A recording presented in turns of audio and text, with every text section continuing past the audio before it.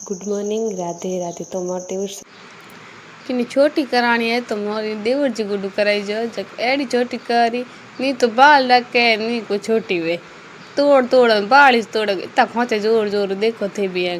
बाद में मेहमान आवड़ता तो बुआ वगैरह सब बैर हुए है।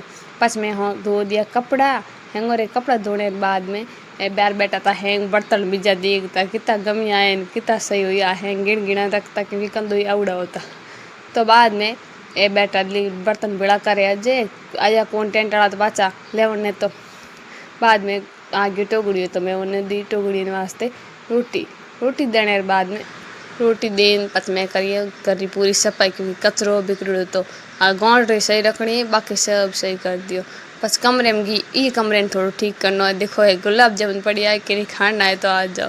फिर मम्मी उतर गई चाय तो मम्मी आराम बैठा चाय उगई है नशो करिए चार तो नशो है उगई चाह करी बस बाहर निकली तो मार देवर शादी को कुत्तो लार दौड़े के कुत्तो ने घर आ गया उनको देवे। बाद हैंग कहे कि तंदूरी रोटी बनाओ तो मैं ले लियो मैंने दो अब बनाऊँ मैं तंदूरी रोटी।